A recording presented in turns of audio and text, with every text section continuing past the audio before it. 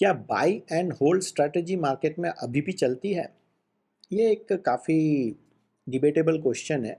और वैरेन बुफे या राकेश झुनझुनवाला जी को अपने देखें तो उन्होंने अपनी जो वेल्थ है उसमें से काफ़ी लंबा पोर्शन जो है वो बाय एंड होल्ड करके ही कमाया है। और आज की डेट में अगर आप देखते हैं तो लोगों को ये डाउट लगता है कि ये स्ट्रैटेजी अभी भी चलेगी या अभी भी वो चलती है कि नहीं। तो इसके दो पहलू हैं और मैं दोनों पहलू को आपके सामने रखना पसंद करूँगा और फिर आप खुद डिसाइड करो कि ये चलती है या नहीं या ये चलेगी या नहीं। तो पहला तो पहलू है कि बाय एंड होल्ड स्ट्रैटेजी में प्रीवियस जनरेशन्स के हम लोगों ने काफ़ी अच्छे इन्वेस्टर्स देखे जिन्होंने जनरेशनल वेल्थ बनाई है। तो ये उस टाइम पे तो चलता था। ये तो 1+1=2 जैसी बात हो गई। लेकिन आज की डेट में मार्केट में इतना इन्फॉर्मेशन आ रहा है और उस लेवल का इन्फॉर्मेशन आ रहा है कि 5-10 साल के जो प्रॉफिट्स होते हैं या 5-10 साल में जो कंपनी करेगी उसको बहुत जल्दी डिस्काउंट कर लिया जाता है। एज एन एग्जाम्पल, कोई एक ग्रेट कंपनी आप ले लें जो 26% 27% से अगर ग्रो कर रही थी तो वो अगर 10 साल तक 26% से ग्रो की तो आप उसको देखेंगे कि उसका जो रिटर्न है वो 20 से 30% हर साल आता रहा। आई मीन इसमें ऐसा नहीं हुआ कि किसी एक साल में उसने 10 साल का रिटर्न को जस्टिफाई कर दिया और बहुत हाई वैल्यूएशन पे चली गई और उसके बाद 4-5 साल तक वो कंसोलिडेट करती रही, फिर 2-3 साल तक वो चला, ऐसा नहीं है। हाँ, ऐसा आप कह सकते हैं कि मने फ्लो ऑफ इंफॉर्मेशन के ऊपर बेसिस करके थोड़ा-सा हाई वैल्यूएशन होता था, फिर मॉडरेट वैल्यूएशन, फिर थोड़ा-सा हाई वैल्यूएशन, फिर थोड़ा-सा मॉडरेट वैल्यूएशन। लेकिन आप ये मान के चलो कि अगर उसके पास 10 साल, 15 साल तक रनवे फॉर ग्रोथ है, तो इंस्टेंटली 100, 150, 200, 250 के पीई पे नहीं चली जाती थी कंपनी। ये मैं फेस कर रहा हूँ 2000 से 2010-12 तक। लेकिन आज की डेट में अगर कोई कंपनी है जो आपको लगती है कि नेक्स्ट 10 साल तक ग्रो करेगी, तो वो आप जाके देखोगे कि वो 250 के पीई पे ट्रेड कर रही है या 200 के पीई पे ट्रेड कर रही है या 150 के पीई पे ट्रेड कर रही है।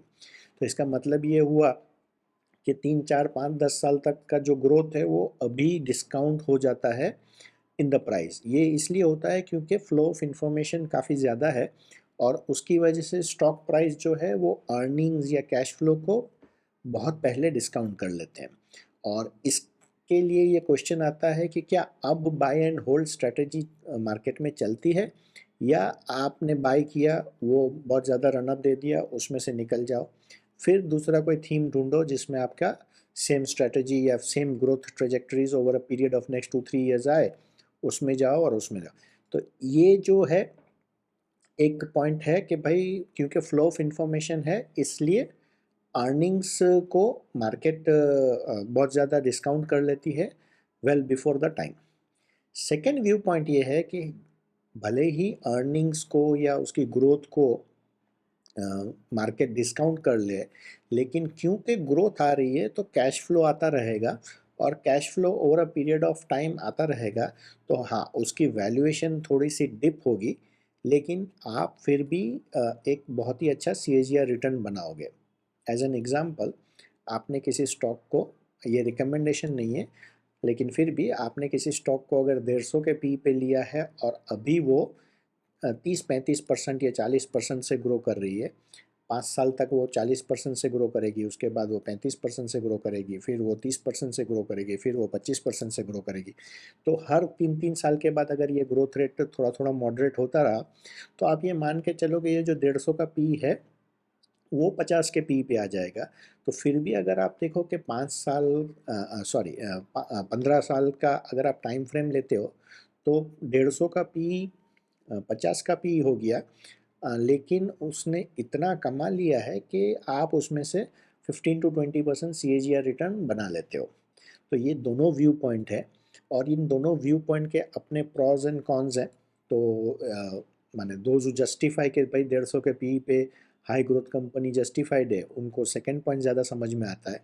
और जो इन्वेस्टर्स हॉप करना चाहते हैं एक सेक्टर से दूसरे सेक्टर में, एक अपॉर्चुनिटी से दूसरे सेक्टर में, एक अपॉर्चुनिटी से दूसरी अपॉर्चुनिटी में, उनके लिए पहला ऑप्शन ज़्यादा सूटेबल लगता है। आपको क्या लगता है कौन सा ऑप्शन ज़्यादा सूटेबल है from the current market scenario?